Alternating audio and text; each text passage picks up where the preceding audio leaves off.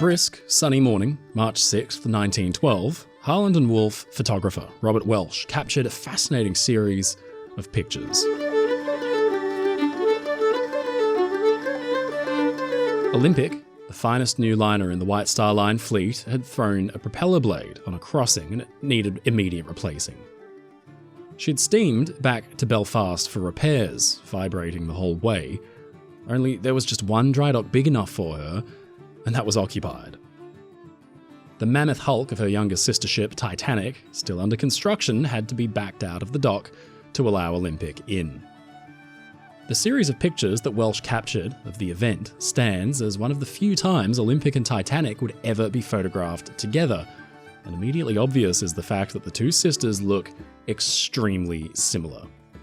And that was no mistake. They were sister ships after all, but to the trained eye, there were already quite a few differences between the two because Olympic had already been in service since the last summer, and while she was going back and forth between Southampton and New York, a lot of important lessons had been learned. Harland and Wolff, the builders, actioned them right away on Titanic, and one day soon Olympic would get the changes made to her as well.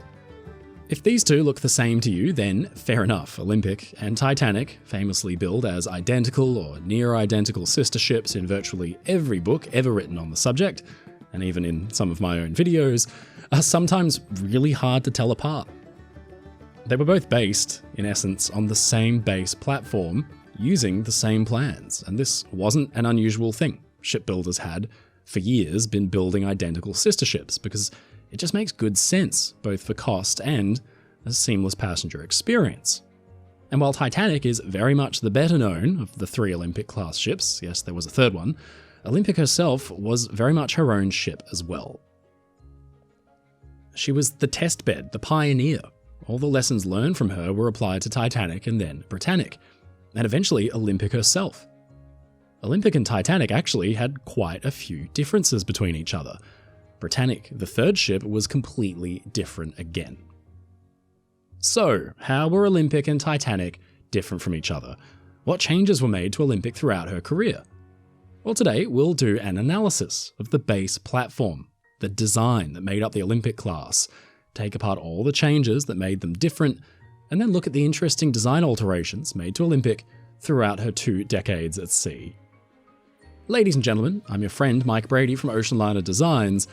This is a special video topic as chosen by Patreon members on the suggestion made by Ryan Lindsay 3689. These are the design differences between Olympic and Titanic.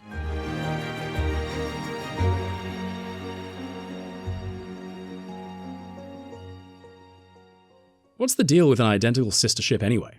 Well, a small part of it was to show off. Harland and Wolff hadn't just built the biggest ship in the world, they'd done it twice, with 2 ships side by side and a third on the way. That was amazing PR for both the builders and the owners, the White Star Line, but there were economic benefits as well. The most obvious is the cost of construction. Similar or identical sets of plans means fewer drawings across a single class of ship. It means bulk ordering of components from companies like Welland and Darlington that supplied heavy machinery or specialty pieces Harland and Wolff couldn't or didn't care to make themselves, like the lifeboat davits or the huge stem castings which we've talked about before. But at the core of the identical sister ship concept was the actual reason for making big ocean liners in the first place. Shipping lines needed to maintain a regular service, as reliable as a bus schedule between their ports. It had become clear to the White Star Line that building a class of 3 or 4 big ships that were all based off the same design had a massive advantage to it, instead of building just one superb ship all by itself.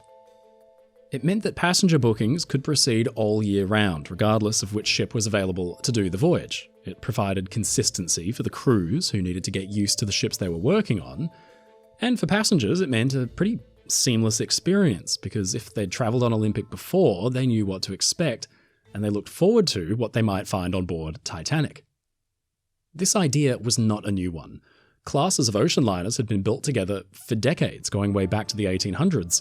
The White Star Line themselves actually came right out of the gate with their first ever ocean liners in the 1870s with the Oceanic class of 4 near-identical sister ships, there's that word again, Oceanic, Atlantic, Baltic, and Republic, followed by a pair of improved larger sisters, Adriatic and Celtic. Cunard Line, their competitors, followed suit. Etruria and Umbria were built off identical plans in the 1880s. In fact, Olympic and Titanic aren't even close to being the most identical sister ships by any stretch. Years later, in the early 1930s, P&O debuted Strathnaver and Strathaired, which are completely indistinguishable from each other in photos on the outside. Only later in life, in the 1950s, does it become a bit easier to tell them apart, and even then really only because Strathnaver's bridge was painted white while the Strathaird's stayed a dark varnished timber. And she got a radar tower. So the White Star Line had plenty of incentive to build, not just one big liner, but 3 of them. The only issue was there was only room at Harland and Wolff to do 2 at a time.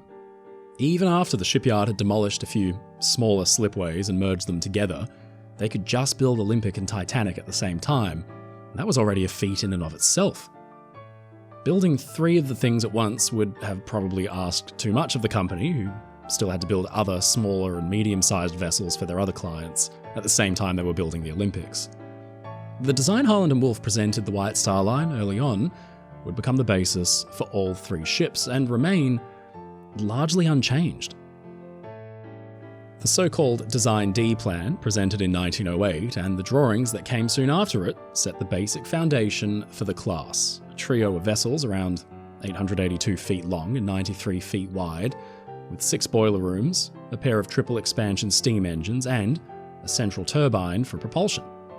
A long hull with the superstructure and bridge incorporated as one, unlike earlier classes like the Big Four, where the bridge was on its own island structure, and, most notably, those 4 huge funnels standing tall over all of it. The concept drawings, like the Design D plan, were just meant to pitch the idea to White Star Line executives, so when they chose that particular design, Harland and Wolff could actually get to work on drawing up the real plans for the ship proper. And because they would be building 2 at the same time, hulls number 400 and 401, the detailed drawings they drew up for those ships would be, at the outset, basically identical. Let's take a look at what the general arrangement for the new class called for, deck by deck, so that we can explore the changes better. Way down below, the tank top, the very bottom of the ship, a space reserved almost exclusively for the engines and the machinery. The layout called for a trio of cargo holds forward and, as she widened up towards its middle, a bank of boilers arranged into 6 rooms. Forward, in boiler room 6, the ship was still so narrow, only 4 double-ended boilers could be squeezed in. But from boiler rooms 5 through 2, the full span of the ship could be used and 5 double-ended boilers were mounted per room. Boiler room 1 was an anomaly, making use of 5 boilers, but they were single-ended, because the compartment immediately behind that was the reciprocating engine room. Behind that, the turbine engine room, and then the ship's electric dynamos. The deck above that, the Orlop deck, was mostly made up of cargo at the forward end and the after ends, some of it refrigerated, but the vast bulk of that deck was empty space made up almost entirely for the voids kept for the boilers and engines. Then came G-deck, the lower deck. Finally here, some third-class or alternative second-class cabins at the extreme ends of the ship. But still, the majority of those decks were almost blank space because the funnel's uptakes climbed way up high to vent smoke and gases out, and the turbine and engine room casings still needed the full width of the ship to house the machinery. Then F-deck, middle deck, where passenger accommodation at last began to take over the deck space in earnest, and the boiler and engine casings shrank in size. This was almost entirely third class, but for a bank of second-class cabins close to the stern. On this deck were some of the first public rooms, the third-class dining saloon in the dead centre of the ship where it was most stable, and the entrance for the squash court, whose court was actually on G-deck below. Upper deck, E-deck, saw first-class cabins installed on the starboard side of the ship's middle. The other side was reserved for waiters, cooks, and stewards, and serviced by a famous, long alleyway that would act as the main thoroughfare for crew and third-class passengers who needed to get from one end of the ship to the other quickly. This would become known, colloquially on board, as Scotland Road. At the extreme forward end was space for seamen actually tasked with operating the ship as an ocean-going vessel, either at sea or in port. Then D-deck, the saloon deck, at least half of which was dedicated to the immense pantries and the galleys required for the voluminous second and first class dining saloons. Third class got an open space here, a simple compartment lined with wooden benches for light relaxation. But this was actually just a clever use of a fairly busy cargo handling space that was extremely lively in port, because two of the main hatches ran straight through here and down into the holds below. D-deck was also the lowest landing of the famous forward first-class grand staircase, marked with an electrolyre candelabra that shone out into the wide-open reception room that, as its name suggests, served as a kind of holding pen for first-class passengers heading to, or coming from, mealtimes. In port, it would also become the nerve centre for first class, as the main entrance was located there, serviced by two vestibules where passengers could be directed up the staircase and towards their cabins. C-deck, the shelter deck, was a unique one on the ship, being the only one of its kind to run uninterrupted for the liner's entire extreme length. It was mostly an accommodation deck for first class, with cabins taking up about 2/3 of the deck's 880-foot length. Forward, the first-class purser's office was the real heart of the passenger's experience, where they could deposit valuables, book deck chairs, send Marconi radio messages, or reserve spots in the restaurant, swimming sessions in the pool, or have a crack at the electric camel up in the ship's gymnasium. C-deck also featured the first actual external deck spaces, the well decks at the bow and the stern, which, when loading cargo and docking, were again a hive of activity for the crew, but which at sea could double as open deck space for third class. The very bow at the forward end featured messes, dining and relaxation space for seamen and men who worked in the boilers, kept separated partly because of the dirty nature of the latter's work. But they were also provided here with wash spaces to clean up for meals, and a small galley kitchen on the port side that could fix up food for them around the clock. Aft was the lowest landing of the second first-class staircase, which terminated next to a small barbershop. Behind this was the enclosed second-class promenade, which surrounded that class's library. This space on boarding days served the same purpose as the entrance vestibules that first class had back on D-deck, where passengers could pause a moment to gather their thoughts and find a steward to direct them to their cabins. Behind this, the well deck, and then a pair of public rooms for third class, the smoking and the general room, which was serviced by the third class entrance, a set of stairs that ran down to F deck. At the very stern of the ship was the steering engine room, where machinery operated the liner's rudder below. B deck was split into 3 distinct sections. Forward, the forecastle deck, amidships, the long so-called bridge deck, and then aft, don't laugh, the poop deck. The forecastle was simply a cargo handling and navigation space with heavy machinery for mooring the ship and working its anchors. The vast length of B deck was taken up by the confusingly named bridge deck, confusingly named because the bridge wasn't there at all, it was 2 decks higher up, but such was the naming convention for the time, for this deck, because B deck marked the very topmost deck on the ship's hull. Everything above B deck would be in the superstructure of the ship instead. B deck was made up almost entirely of first-class staterooms, save for 2 public rooms, the restaurant and the second-class smoking room. The restaurant was a newfangled idea intended to provide privacy for passengers looking to dine in a more cozy environment, but usefully, it was a money earner because dining here wasn't covered by your ticket. Running the length of B deck on its extreme edges was a promenade, a vast expanse of wooden deck covered from the elements by screens fitted with big square windows either side of the ship. Most of it was for first class, but there was a small length towards the end of the deck that second class could make use of. The poop deck, meanwhile, provided third class with a little more exposed deck space for fresh air, but as with the forecastle, on port days it was mainly a crew-only space for mooring the ship. Up in the superstructure sat A deck, the promenade deck, again confusingly named because it featured a promenade no more impressive than the one below it on B deck, but still, like B deck, the pine decking wrapped around the deck's edges, but this one was purely reserved for first class. Unlike the promenade below it, it was open to the elements, but it provided plenty of natural light into the many first-class public spaces that the deck housed. Forward was a bank of the first-class cabins, but everything behind that was public rooms.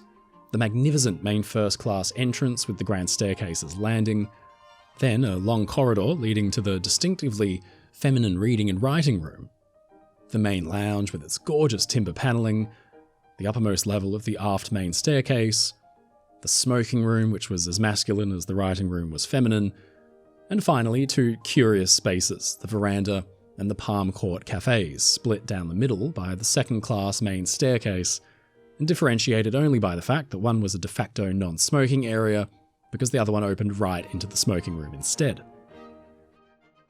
Above all of it sat the boat deck, mostly open deck space for first and second class, but itself containing some interesting interiors. Forward, the bridge, with a wheelhouse, which actually contained the main ship's wheel housed in a small, curved structure.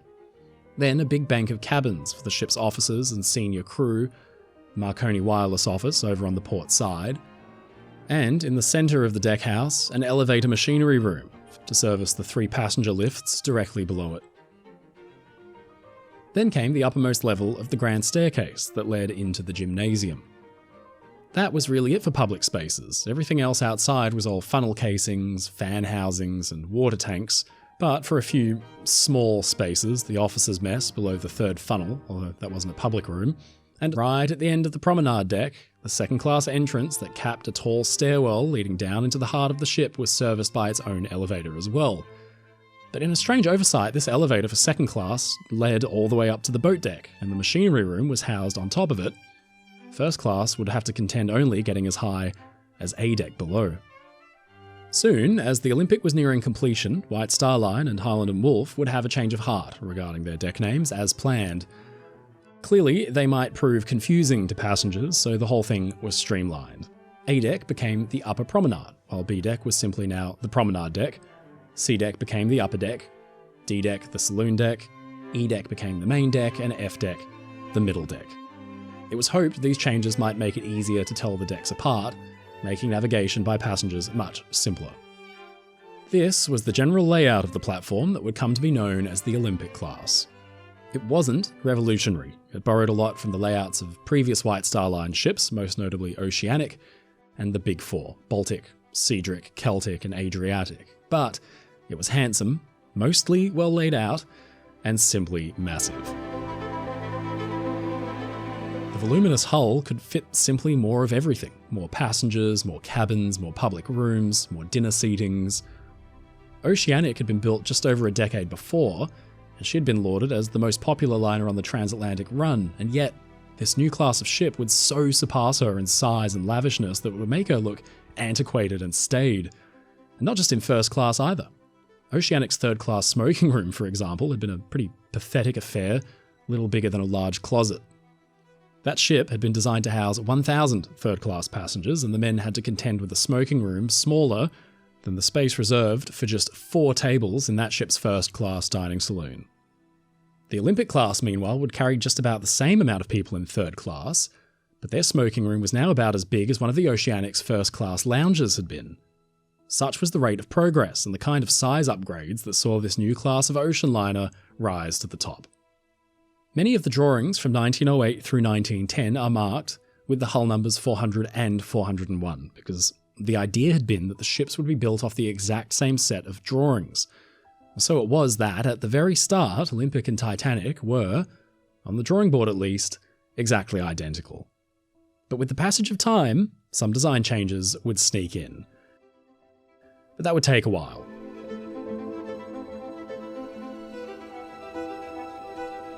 As the hulls took shape next to each other on the newly built slipways, they were, for all intents and purposes, identical. But once Olympic was launched and then finished, it was time for her trials, and Titanic was still in a state of early completion. Any lessons learned from the Olympic's trials and her early days in service could result in design changes, and those changes could be made to Titanic straight away, because she was still a work in progress. Well, as it happened, there were a lot of lessons in summer 1911, and therefore a lot of changes made to Titanic as she was being built. Thomas Andrews, head of the yard that built the ships and an absolute obsessive for details, kept an incredible diary on Olympic during her maiden voyage. He was on board to do just this, to keep an eye out for any issues and take notes so Olympic and Titanic could be improved on. It ranged everything from the fitting of sponge holders in the first-class bathrooms to the deletion or movement of entire cabins and rooms. For example, the note numbered 8 in his book suggests that the cabins in first class, C-144 and 146, should be replaced with the chief steward's cabin. Note number 9 suggests that a big cloakroom on C deck opposite the purser's office was a huge waste of space and it was better served with what Andrews called earning power space. Well, sure enough, on Titanic, this was done right away. A 1912 accommodation plan shows that Andrews' notes were put into action while Titanic was still being fitted out.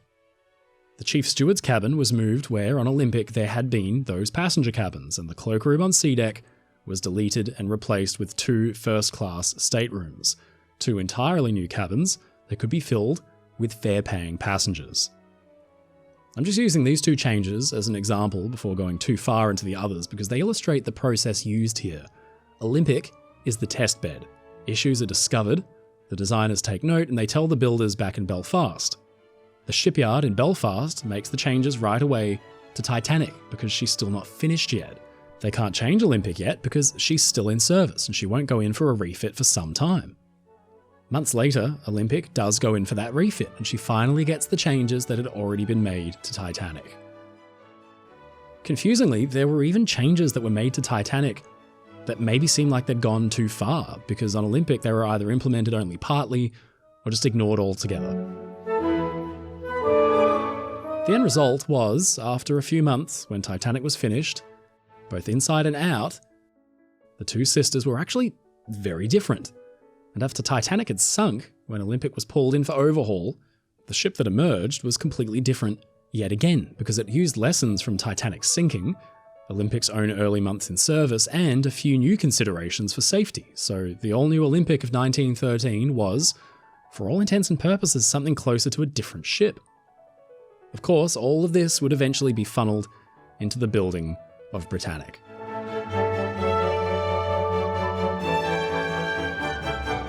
So it's 1911, and Thomas Andrews is walking around Olympic on her maiden voyage. What else does he think is wrong? Well, only part of his notebook survives, but it makes for very interesting reading. Aside from a few small alterations like specifying the use of carpeting over tiles and the numbering of the promenade deck chairs, Andrews was mostly preoccupied with how the big public spaces on board Olympic were actually being used. What he found was that some spaces were far more popular than he might have expected, while others were less so. Small design changes could make a big difference. For example, by removing a pair of service doors linking the first-class dining saloon and the galley kitchen and the pantry complex, he could squeeze in 2 more 4-seater tables. Other design changes were bigger and driven by demand. The Olympic's reception room had been designed really just as a kind of holding pen for the passengers waiting for meal times, but it ended up becoming something more like the social hub for the entire ship. It was found necessary, wrote Andrews, to bring up all the spare cane chairs from the baggage room to provide temporary seating accommodation, would strongly recommend additional permanent cane furniture being ordered. The room had proved so popular, there had even been examples of passengers actually just sitting on the steps of the grand staircase's landing to chat and listen to the orchestra as it played. Around them, meanwhile, crew rushed in chairs from the dining saloon itself and, on occasion, even from unoccupied staterooms. Now, this must have presented Andrews with a conundrum because, although it was a big space already, it just wasn't big enough. It was flanked on either side by that pair of important vestibules that acted like entryways on days that the ship was docking. They had to stay, but he decided to shrink them by deleting a decent chunk of the vestibule's corner to fit more sofas and wicker chairs. But much bigger changes were made to Titanic because of Olympic's early days that the fragmentary remains of Andrews' notebook doesn't cover. The single biggest change was made on B deck. Here on Olympic, this was that huge covered promenade where passengers could stroll completely protected by the elements, a good few hundred feet of uninterrupted yellow pine. On Olympic, as built, the promenade for first class ended just behind the entrance for the aft grand staircase, and then it became the second class promenade.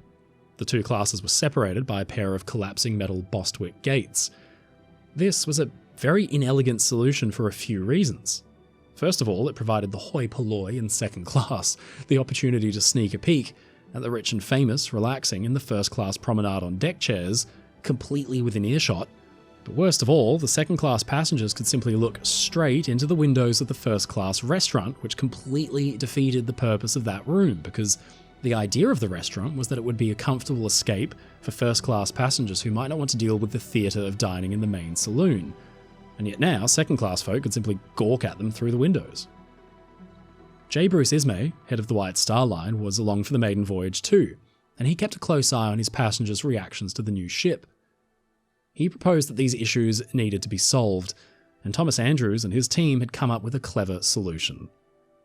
Subsequent crossings must have shown that the B-deck promenade was actually fairly unpopular among first-class passengers, and it largely sat unused anyway. Well, that's an awful lot of empty deck space not being used. And as we know from Andrew's notes earlier, the company was always trying to find ways to turn unused space into so-called earning power space. Well, this bit of clunky design actually ended up providing Ismay, Andrews, and the White Star Line with a very exciting opportunity. Ismay had a proposal. They had already introduced the world's biggest ship in Olympic, and the newspapers had gone crazy about it for weeks. But Titanic would be the same size when she was introduced in a few months. What if, when she was introduced, she could claim the title for world's biggest ship again from Olympic? The newspapers would run the headlines all over again. But the two ships' dimensions, their length and their weight, were essentially the same. It would be a question of tonnage. Now, the measure for a ship's actual size back then wasn't its weight or its length. It was its usable interior volume, the measure of gross registered tonnage, the actual space inside a ship that can be used to generate revenue by housing passengers. Promenade decks are empty decks. They aren't included in a ship's gross registered tonnage calculation. By filling in Olympic's long promenade deck with cabins and staterooms, Ismay and Andrews could kill two birds with one stone. The useless empty promenade would be gone, and now the space could be factored into Titanic's tonnage figure. It would make her, on paper, the largest ship in the world, and bigger than Olympic. But not only that, by making these cabins by far the most opulent of any cabin that had ever gone into a ship before, the White Star Line could claim Titanic was also the most luxurious ship in the world. And then there was the simple fact that with hundreds of feet of deck space to play with, Titanic's new cabins could be many, and they would be very expensive. First-class passengers would pay through the nose to enjoy them, and in this brilliant stroke of design genius, Ismay and Andrews gained plenty of earning power space indeed, and they ensured Titanic would be a sensation when she was introduced, because they could claim, with all honesty, to have built both the world's biggest and most luxurious ship all over again. While Titanic was still being fitted out, Harland & Wolff's design office quickly got to work. What they drew up was nothing short of spectacular. An impressive 38 new cabins could be installed just by making use of all that empty promenade space. But these just weren't any cabins. Harland & Wolff spared no expense. The rooms on B-deck would be among the most lavish afloat, draw from a variety of styles: Georgian, Louis XIV, XV and XVI, Empire, Queen Anne, two of Harland & Wolff's own designs, simply known as Bedroom A and B, which had more modern, simple styling, and then a battery of specialty Dutch cabins fitted out especially by the Hague-based interior design firm HP Mutters & Zoon. The fares for these new magnificent cabins would have set you back about £80. That's £8,100 today, or almost $12,000 US. A rudimentary tally shows that Andrew's little design trick could earn Titanic at least £3,000, $400,000 US today, more than Olympic, per voyage, if they were fully booked. Now for B-deck's pièce de résistance. Andrews was able to kill two birds with one stone, yet again. The restaurant had proved extremely popular. Originally, it had only been intended to fit 25 tables, but soon, 42 had been squeezed in. So now the entire thing was extended to the very extreme side of the ship, over on the port side, by chewing up what space remained of the promenade deck there. Now he needed to stop the second-class passengers from gawking in on the starboard side, and here he sensed another opportunity. Lightly coloured tea rooms with wicker furniture were all the rage in Edwardian society. Andrews and his team installed a small cafe, which used typically French trellis wall decoration, giving it the name Café Parisien. Reserved only for first class, it could serve as a more casual meeting spot for passengers or even a spot to get refreshments before attending a dinner booking in the restaurant. Now, the second-class promenade was pushed all the way to the end of B deck. The second-class passengers couldn't look in anymore, and first class got a brand new space. Yet again, another money earner that proved to be extremely popular. There was one final little benefit to all this major change. On Olympic, the rearmost of the first-class cabins had basically opened right out onto the aft grand staircase. But now these cabins could be pushed further towards the ship's outer edges, widening the space around the staircase itself. With the restaurant being so popular, the space was turned into a reception room on Titanic with comfy lounges and a little spot for the band to play while the passengers were waiting for their sitting. On the outside, this created a key visual difference between the two sister ships. Inevitably, changes made to the inside of a ship result in external differences as well, since windows, portholes, and other things have to be moved. The windows on Olympic's promenade deck were big, square things designed to be lowered for fresh air with a keyed handle. They were spaced evenly apart, and when Titanic was launched, because she originally had the same design, her windows and B-deck were basically identical. But in early 1912, Harland and Wolff's workers had to reverse their handiwork and start again to make way for the cabins that were going in. The B-deck plating was ripped out, and it was replaced with plating that had smaller, rectangular windows cut in for the staterooms. But because the staterooms had different interior layouts, and some were separated by hallways, corridors, or bathrooms, the windows were spaced unevenly along the length of B-deck, almost seemingly at random. Meanwhile, the truncated second-class promenade at the after end resulted in a shortened cutout in the side plating as well. When she was finished, Titanic was immediately discernible from Olympic, easily thanks to that one change, but there was more to come. Other smaller issues needed to be rectified for crew comfort too. The galley kitchen for seamen up at the bow needed to process a lot of food, but it must have seemed too small, dark and poorly ventilated. To help, Harland and Wolff made two changes to Titanic. First, a couple of additional portholes were cut into Titanic's port side, where the galley was to get light and air in. Photographs taken early in Olympic's career in the summer showed that the crew, desperate to get some fresh air in there, had fitted a temporary scoop, which could be seen poking out of one of the portholes. This has unfortunately provided fodder for conspiracy theorists for years, who put a huge amount of weight on the alternating numbers of portholes up forward on these ships to suggest that they were switched. When in reality what they're actually seeing is the White Star Line and Harland and Wolff learning what needed changing and putting those into action as best they could in between refits. This change was so important it was done to Titanic in September 1911 and put into effect on Olympic even before Titanic was finished. Fortunately, cutting in new portholes and screwing in the bronze port frame was an easy enough job that would only take an afternoon or two, but it made all the difference. Speaking of portholes, one interesting change had been made to Titanic even before Olympic ended service. Originally, the design for porthole layout had featured big, pivoting, ventilating portholes on C deck that could draw fresh air into cabins and bathrooms along that deck's length. The portholes were so big, they were really more like a window. They were heavy, and they were expensive. Olympic used them for the entire length of the deck, except only for the private toilets, where a small 10-inch porthole was fitted instead.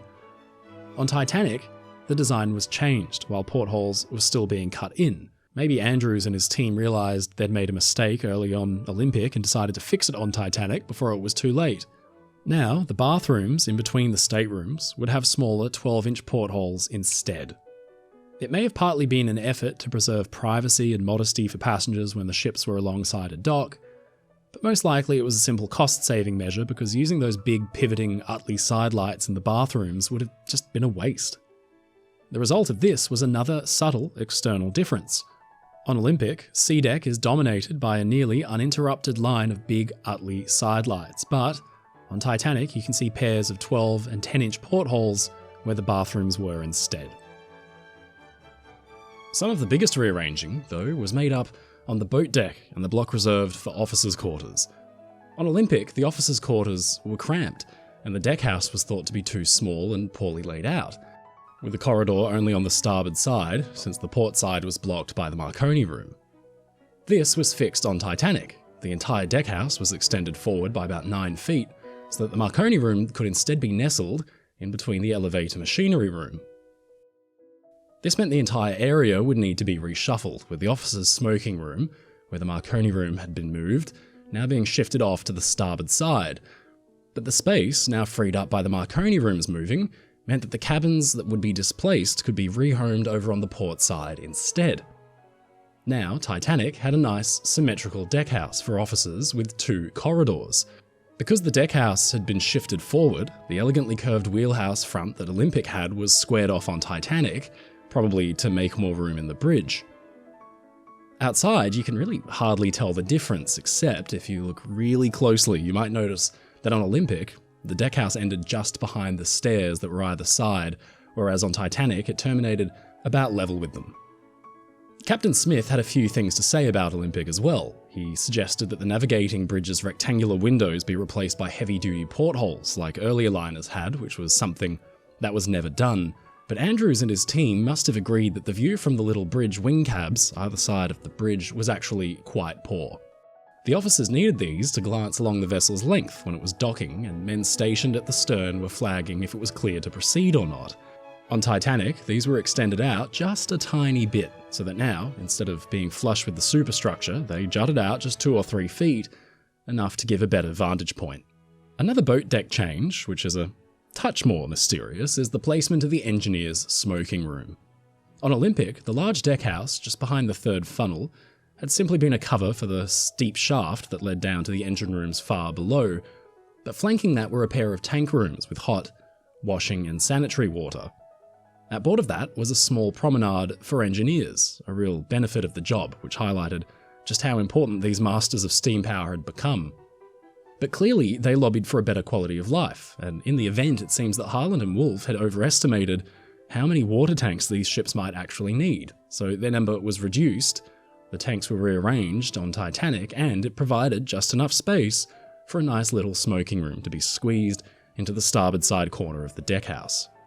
Just beneath the 4th funnel on Olympic, there had been a space for refrigeration stores for the restaurant below, an inconvenient spot by anyone's metric given it was 2 decks higher than the restaurant was. On Titanic, this was carved up instead between stores for deck games over on the starboard side, and on the port, either a second-class cloakroom, if the plans are to be believed, but evidence suggests this may have actually become the dog kennels instead. By early 1912, Titanic was on the final stretch for completion, and the yard was working around the clock to get her finished. Then Olympic threw her propeller blade and she had to limp into Harland and Wolff, delaying her younger sister ship's completion yet again. Walsh's photos from March the 6th show just how many of the changes we've mentioned were implemented. B-deck is effectively finished, at least from the outside, and all those irregularly spaced windows for the new luxurious cabins have been fitted. But now, something's going on the deck above, where wooden scaffolding has been set up for about half the ship's length. This was one of a few last-minute changes to Titanic that was so late in the game they barely made it onto the plans at all. After that long promenade on B-deck had been deleted from the design on Titanic, White Star Line must have suddenly realised they had an issue. With just months until this new grand ship's debut, they realised First Class now simply had nowhere to walk that was protected from the elements. Olympic had offered both a covered promenade down on B-deck and an open promenade on A-deck, but now Titanic only had the latter. A compromise had to be reached at the very last minute, so late that the change didn't appear marked out on passenger deck plans that were being issued by agents at the time. A set of screens was riveted on that ran about half the length of A-deck's promenade. It was a clever idea that protected at least half of the deck for those that might want to doze off in a deck chair under a steamer rug and not be bothered by wind and spray. So to protect them even more, the very forward end of the deck was screened off by a bulkhead that sealed the forward promenade in entirely. But this change was made so late that nobody seemed to realise it actually directly clashed with the evacuation plan Harland and Wolff had designed for the ships. The idea had been that passengers would be mustered on the first-class promenade while the boats were lowered from above. There they would board the boats by climbing over the bulwark and stepping in. It was a clunky plan already, but It was made disastrous by the inclusion of those weather screens on Titanic. These fitted the same kind of big, square windows Olympic's B-deck promenade used, and they needed to be hand-wound open using a keyed crank. This would have deadly consequences on the night of Titanic's sinking. When the oversight was discovered, the windows at first couldn't be opened, and the loading and lowering of some lifeboats was delayed. The change appears notated on a set of plans for Titanic dated March 1912, just 1 month before she was meant to go into service. Before then, agents and ticket sellers had been handing out plans to passengers showing the fine accommodations available. These, unsurprisingly, had been based on Olympics from the year before, but with major changes reflected, like the complete rearrangement down on B-deck and those new cabins on C-deck. The final alteration only made it into accommodation plans issued in March 1912, even though tickets had been sold through 1911. Up on the boat deck, at the after grand staircase, Olympic had featured 2 sitting areas that must have seldom been used. Thomas Andrews, in his quest for revenue-earning space, managed to fit 2 nice suites on either side, A36 and A37, each with their own private bathrooms, and he actually ended up occupying the portside cabin for the ship's maiden voyage. The starboard side cabin was occupied by a famous Jesuit priest and amateur photographer, Francis Brown. His copy of his first-class accommodation plan still survives, and interestingly, at the top he wrote, "This is actually a plan of the Olympic from when the Titanic differed in several minor details." And on the boat deck he marked out in his pen his own cabin. "My suite was here," he wrote. Clearly, this copy of the plan was issued before those last-minute changes, so, until Brown drew them in himself, the cabins either side of the staircase weren't included. The uncertain nature of the changes made to Titanic show elsewhere on the plan. The Café Parisien didn't exist yet. Instead, it was simply labelled as the Restaurant Promenade. Obviously, when these were being printed, the White Star Line didn't really know what to do with the space yet. The big changes to B-deck, meanwhile, had a funny side effect. When the White Star Line had renamed the passenger decks for clarity, they'd renamed B-deck the Promenade Deck and A-deck the Upper Promenade Deck, but now Titanic was going into service with a promenade deck that featured virtually no promenade at all. The passenger accommodation plans show White Star Line didn't rename the decks. Perhaps they thought passengers who'd got used to the deck names on Olympic might get confused and lost. Another change that was made, that only showed on the very last passenger accommodation plans, was way down on F-deck. There, on Olympic, could be found the extensive bathing complex for first class, the swimming pool and, behind it, the Turkish baths. On the original design, this space had featured a wide cooling room which reached out to the ship's extreme sides, with some washing rooms complete with needle showers that branched off in the corridor leading to the pool. This layout might have seemed inefficient. Somebody in the temperature or steam room would have to walk right through the middle of the cooling room to go wash off or to get into the swimming pool. On Titanic, this was changed, so that now the cooling room was longer instead of wider, with the shampoo rooms moved to the outer edges of the deck along the hull. This created a small space which was turned into a corridor, so passengers moving between the rooms of the complex wouldn't disturb those relaxing. And it also opened up a little extra space, which Harland and Wolff turned into a room for an electric bath. There were a handful of smaller changes made too, just based on simple operational needs. The D-deck doors on Olympic had originally featured big, fixed portholes, but in service, D-deck proved to be a stuffy, hot space. The hundreds of electric globes above, the relatively low ceiling height, and the poor ventilation there meant that passengers sweated through meals, especially in summer. On Titanic, in an effort to get as much fresh air in as possible, the fixed portholes on the D-deck doors were swapped out for narrow rectangular windows that could be cranked open. Smoking is allowed at all times in the reception room, Thomas Andrews had noted on Olympic's maiden voyage. He recommended an exhaust fan from the fore and after girder, port and starboard, as in the saloon. But to help even more, signs were put up asking passengers not to smoke during mealtimes. Up forward, the number 1 cargo hatch cover was changed. This was the most exposed of all of the hatches, right at the very front of the ship and sitting up high on its coaming. In a big storm in early 1912, Olympic copped a big wave right over the nose that ripped off steam winches and other machinery, and it tore that hatch cover right off, throwing it 50 feet away back onto the well deck. Andrews and his team realised that the thing had a square profile that big seas could easily bash up against. On Titanic, the hatch's front face was angled back, and a small breakwater was added at the base to direct waves up and over instead. But aside from the plated over promenades and the rearranged windows and the portholes, probably the biggest obvious external difference between the two sister ships early on was the number and the arrangement of electric fans and their cowls up on the top deck.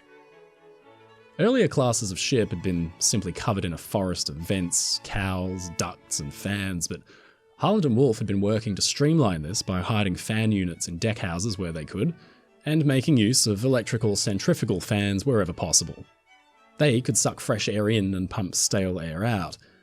This was still a bit of an experimental craft in 1911, and definitely not yet a perfected science. When she was finished, Olympic featured a suite of fans and cowl covers of all different sizes, most of them up at the base of the funnels or on the exposed first-class decks, but it wasn't enough. Olympic had some ventilation issues, not just on D deck, but in passenger cabins on B and C deck. Just 40 conventional bladed fans had been installed in first-class cabins to begin with, but this was bumped up to 397 in January 1912. In the same way, the number and size of big external fans up on the deck grew significantly. Titanic was built off the bat with larger swan neck vents beneath her funnels, and Olympic got some bigger ones herself in March 1912 as Harland and Wolff used the opportunity to fix her up while she was in for repairs on her propeller. At the end of the boat deck, another ventilation problem cropped up. The first-class smoking room had the only functional fireplace on the ship, and originally this vented up and out a small chimney that rose up into a tall flue behind the fourth funnel. It had been thought that this chimney and flue arrangement would be tall enough, but it ended up throwing smoke and soot back over the second-class passengers behind it. A clever solution was found by routing the flue up from the deck straight into the base of the number 4 funnel so the smoke would rise and spew out 6 stories up in the air instead. All of these smaller changes could be made on Olympic while she was in for refit, but the shipyard had to work quickly. The rest would have to wait. In the meantime, Titanic could benefit directly from all the lessons being learned while her sister was still in service. Olympic, however, would have to wait her turn, and soon, in April 1912, she was eclipsed by the arrival of her newer, bigger, and improved sister ship. But there was one more big design change made before Titanic was finished that remained undiscovered for decades until a chance find brought it to light. Olympic had gone into service with 2 different propeller types. Her 2 big outboard screws with large 3 blades measuring 23 feet 6 inches across, around 7.2 meters wide, and her single central propeller sitting inside an aperture, a kind of cutout in the hull. This one was smaller, it was driven by the central turbine, and it featured 4 blades. It was 16 foot 6 inches across, it's about 5 meters. Hydrodynamics is a complicated study. It looks closely at how bodies act underwater, everything from the shape of the propeller to the number of blades, their angles, all of it can drastically impact the way a ship will behave as it cuts through the water. Engineers were in a constant battle between 2 factors, efficiency and vibration. A journal about propellers by Mercury Marine, a boat engine company, explains that technically a single-bladed propeller would be the most efficient, but the vibration would be absolutely intolerable. The more blades you add to a propeller, efficiency begins to decrease. But so does the vibration. So the design of a ship's propeller is a big game of compromise, a battle to perfect the form and shape of the blades and then balance the number of blades so your propellers are working at their best without shaking the milk out of your passenger's tea. Sometimes engineers got this balance wrong. Presumably, the design of Olympic's central propeller with its unique 4-bladed arrangement was chosen because it represented a pretty good compromise between efficiency and vibration. And it was thought for decades that Titanic had the exact same setup. But in the 2000s, a very interesting little discovery was made. Historian and author Mark Chirnside published an article that pointed out a tiny detail in an engineer's handbook from Harland and Wolff. It showed all the various ships on the stocks at the time, details of their propellers, the size of them, the number of blades, and clearly marked, under Titanic's central propeller, is the number of blades, 3. Olympic had gone into service with her 4-bladed central propeller and performed extremely well. There was barely any noticeable vibration at all for passengers, so it stands to reason that Harland and Wolff might want to try something a little different on the next sister ship to see if they could squeeze even more efficiency and power out of the design. By fitting Titanic with a 3-bladed central propeller, Harland and Wolff could directly compare the two ships' fuel consumption, their speeds, and the vibration levels to see which design worked the best. In 1911, they tried it on another ship they had built, the Aberdeen Line's SS Demosthenes. The arrangement here looks strikingly similar to Olympic's, except for the addition of a 3-bladed central prop. Harland and Wolff were constantly experimenting. It's a great representation of the spirit of the age, where engineers and designers tried many different methods to improve on their work. So it was, by the time that she was finished, Titanic was a ship that differed to her sister Olympic in a lot of ways. Some big, some small. White Star Line and Harland and Wolff had learnt a lot of lessons from Olympic, so Titanic set out with an interior that managed to impress and dazzle even those who had already travelled on the older sister ship. With high hopes that the changes would make Titanic an even better liner, Thomas Andrews and J. Bruce Ismay boarded the vessel, as they had done for Olympic, to see how things would go. Even then, the third sister ship was on the way, and they had big plans for her. She would be different yet again, and benefit from lessons taken from Titanic's service as well. With her propellers thundering, Titanic steamed off from Queenstown, Ireland, and aimed to reach New York just a few days later. Next time, as we explore the design evolution of the Olympic class, Titanic meets with disaster and presents the White Star Line with a unique and awkward problem. Having lost the grandest and safest ship in the world, their flagship, Olympic, now stands as a physical reminder of the terrible disaster. And worse still, public confidence in their ships has been badly shaken. Designers will have to turn to the drawing board once again to change Olympic, incorporating lessons taken from Titanic's sinking that will make Olympic a completely different ship again. Meanwhile, the third and final liner, Britannic, will be completely changed too, because her construction was underway, and the fallout from the Titanic disaster was channeled into good engineering and design choices that would be tested again in the very near future.